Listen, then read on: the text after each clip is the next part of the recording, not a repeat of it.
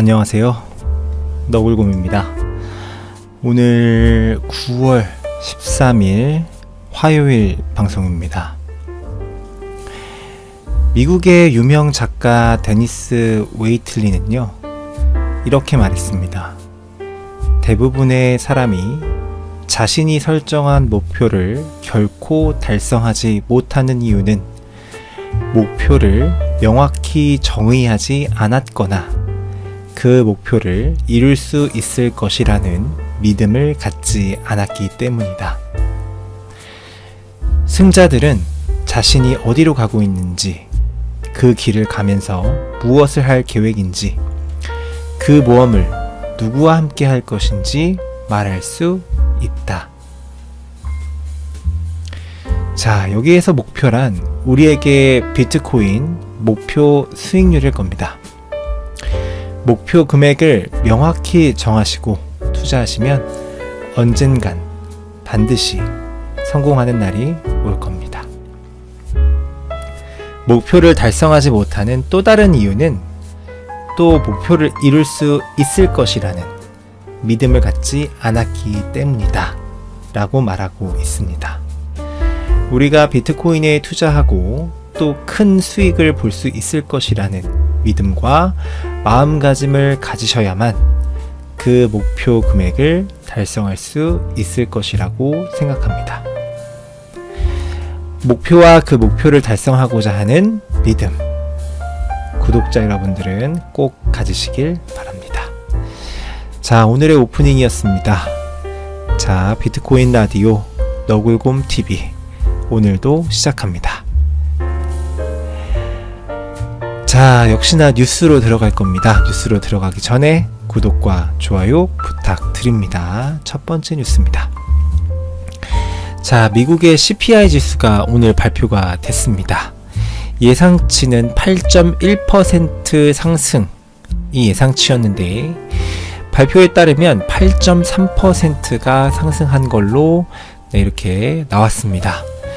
예상치보다 높은 수치가 나오면서요, 갑자기 이 발표 직후에 비트코인 가격이 크게 흔들리는 그런 모습을 보여줬습니다.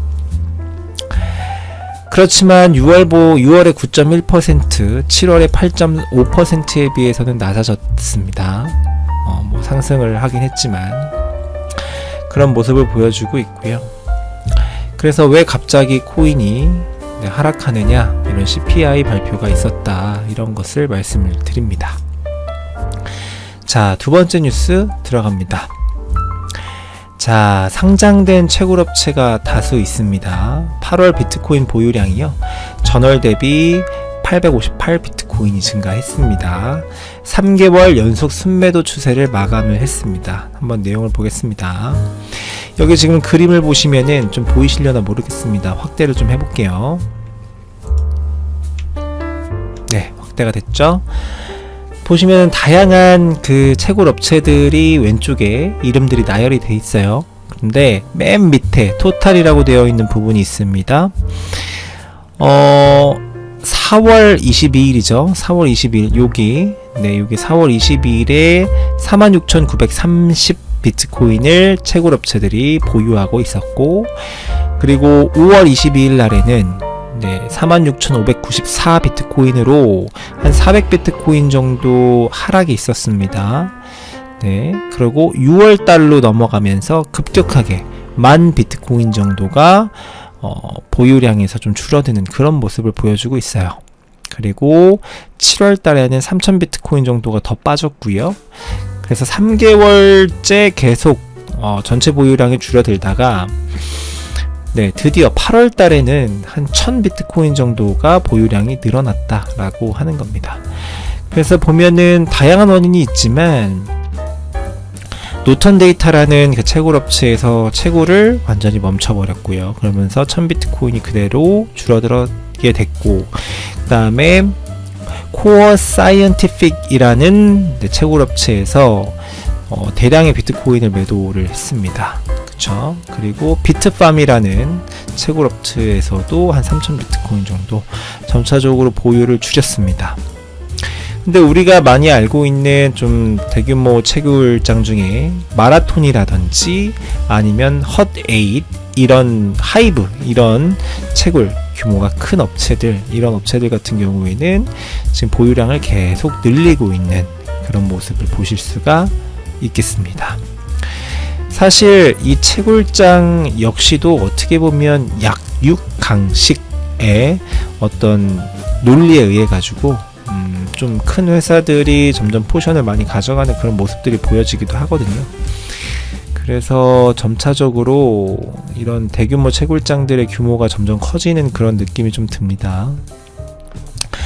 네, 그런 차트고요. 그래서 그 채굴장이 보유한 비트코인의 량이 늘어난다라는 것은 결국에는 뭐 시장에는 나쁘지 않은 영향을 줄 겁니다. 네, 그렇게 보시면 되겠고요.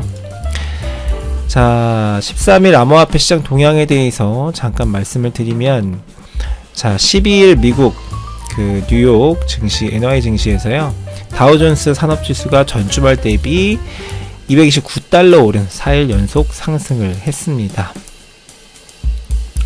그리고 CPI 지수가 발표가 됐기 때문에 아마 지금 하락을 하고 있겠죠.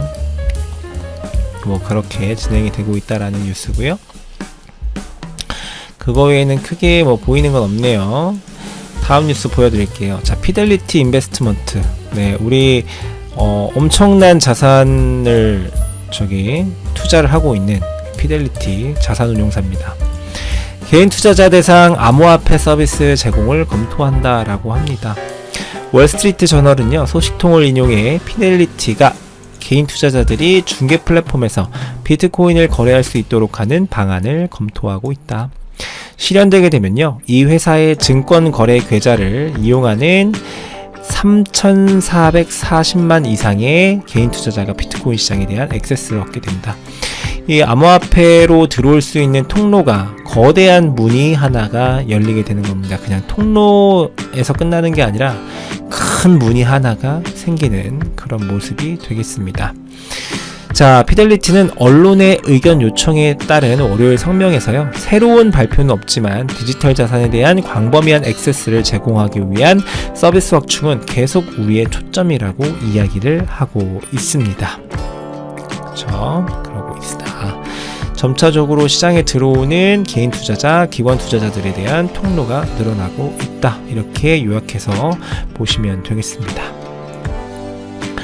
자, 공식 이더리움 EDW, 우리 포우 방식, 채굴 방식을 그대로 하려고 하는 EDW, 얘네들이 이제 채굴자들이 채굴을 계속할 수 있는 환경을 제공을 하게 되는 겁니다. 그래서 포크 날짜를 발표를 했는데요. 포크는 머지 그 업그레이드 포스로 전환한 후에 24시간 이내에 배포될 예정이다 라고 이야기를 하고 있어요. 거의 뭐 하드포크는 확실시 되어가고 있는 것 같죠. 그래서 여러분들도 이더리움을 가지고 계시다고 하면 이 EDW라는 이 포우 형태의 이더리움을 추가로 받으실 수 있겠습니다. 네, 다음 뉴스. CME 그룹 9월 12일 이더리움 옵션 출시를 발표를 했습니다. 세계 최고 파생 상품 시장인 CME 그룹은 오늘 이더리움 선물 옵션 출시를 발표를 했습니다. 원래 비트코인 선물 옵션은 가지고 있었죠, 이미. 근데 이제 이더리움까지 좀 발을 뻗쳤다, 이렇게 보시면 되겠고요. 우리의 새로운 이더리움 옵션 계약의 출시는 특히 암호화폐 커뮤니티에 이더리움에 대한 접근 권한을 얻고 노출을 관리하는 또 다른 중요한 도구를 제공하기에 적절한 시기에 이루어졌다. 우리의 새로운 옵션 계약은 또한 매년 평균 1일 거래량이 43% 증가한 CME 그룹의 이더리움 선물도 보완할 것이다 라고 이야기를 하고 있습니다. 자, 이 CME에서 제공하는 이더리움 선물 옵션은요, 계약당 50 이더리움 단위로 거래가 됩니다. 네, 좀 큰 단위가 되겠죠. 그렇게 진행된다라는 거 말씀을 드리고요. 자, 뱅크 오브 아메리카가 이더리움 머지로 더 많은 기관 채택에 대한 장벽이 제거될 것이라고 발표를 했습니다. 뱅크 오브 아메리카는 연구 보고서에서 이더리움 머지에 따른 에너지 소비 감소가 일부 기관 투자자의 첫 이더리움 매수로 이어질 수 있다라고 밝혔습니다. 네. 이거에 대한 의견은 없습니다. 이거에 대해서 동의를 하긴 합니다만, 우리가 SEC에서 리플을 소송하고 있는 이유가 뭔가요? 리플을 소송하고 있는 이유는 자체적으로 증권을 발행해서 증권을 판매했다라는 이유거든요. 근데 SEC에서 비트코인과 이더리움은 해당되지 않는다라고 이야기했던 것은 이제 채굴 형태의 코인이고 기존에 많이 채굴이 됐던 코인 이런 거고 발행과는 관계가 멀다 이런 이유였거든요.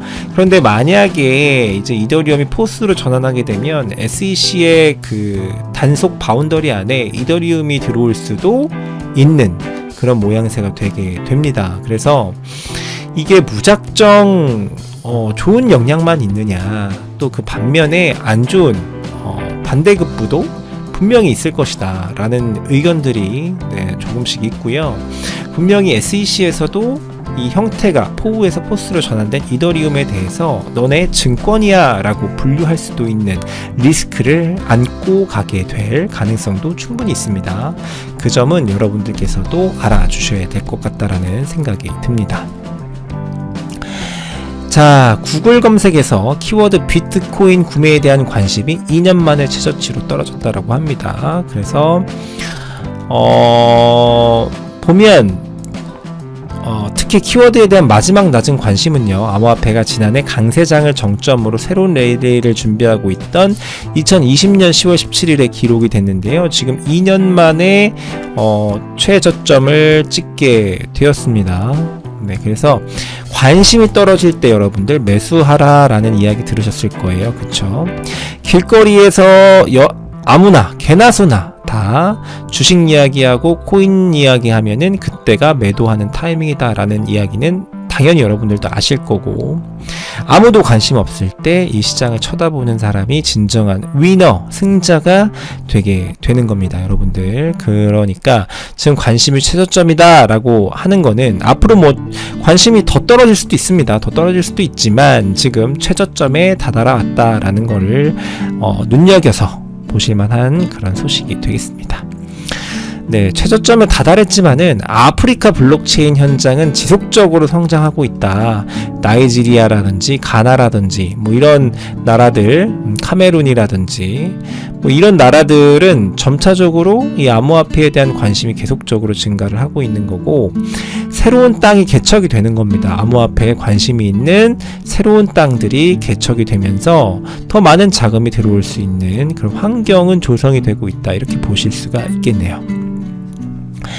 자, 오늘은 마지막으로 우리 달러 인덱스 관련된 차트를 좀 가지고 왔습니다. 여러분들 달러 인덱스라는 게 있죠. 예, 달러의 가치를 알 수 있는 지수가 되겠습니다. 그래서 최근 들어서 이 달러 인덱스가 2021년 1월부터 시작해가지고 지금까지 계속 달러 인덱스가 상승을 해왔습니다.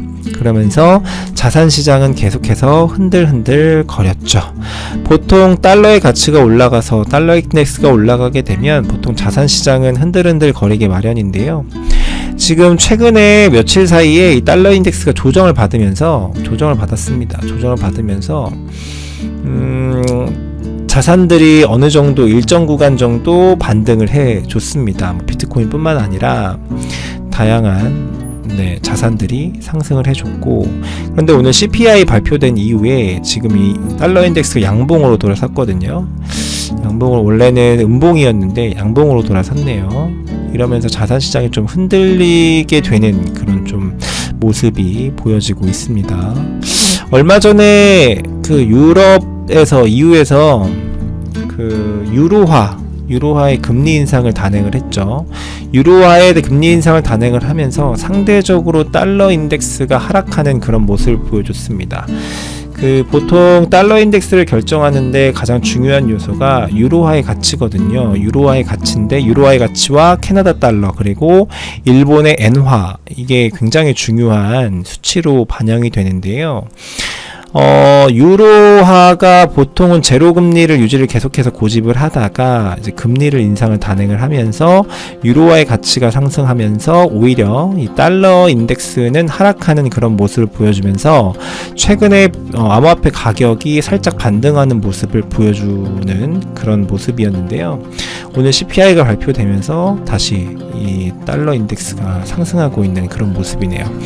지금 이 달러 인덱스 수치가요, 100을 기준으로 하는데 지금 현재 109에 머무르고 있습니다. 109에 머무르고 있고, 이 수치는 2002년 이후로 이만큼 올라온 게 처음입니다. 그래서 거의 20년 만에 지금 달러 인덱스가 이런 식으로 많이 올라와 있다라는 겁니다. 그래서 달러의 가치가 올라가니까 지금 우리나라 환율도 굉장히 안 좋죠. 지금 1388원인가요? 아마 그럴 거예요. 1382원인가? 아마 오늘 그렇게 됐을 텐데, 그래서 원화의 가치는 내려간다. 상대적으로 달러의 가치가 올라가고 있다. 그러면서 자산 시장이 점점 흔들린다. 뭐 이런 이야기를 드릴 수가 있겠네요. 자, 오늘 비트코인 가격은 21,354달러고요. 도미넌스는 38.77%입니다. 오늘 공포 탐욕 지수는 34포인트로 공포 상태에 되겠고요. 김치 프리미엄은 8% 정도 끼어 있습니다. 0.8%입니다. 자, 오늘 비트코인 선물 시장은요, 바이낸스 기준에서 롱 포지션 40%, 숏 포지션 59%입니다. 네, 오늘도 비트코인 라디오 너굴곰 TV 들어와 주셔서 감사드리고요. 명절 잘 보내셨기를 바라고, 네, 새로운 시작입니다. 명절을 잘 보내고 와서 새로운 시작인데 컨디션 좀 어떠셨는지 모르겠습니다. 컨디션 빨리 회복하시고요. 일상생활, 건강한 일상생활 영위하시기를 바랍니다. 오늘도 시청해주셔서 대단히 감사드립니다. 고맙습니다.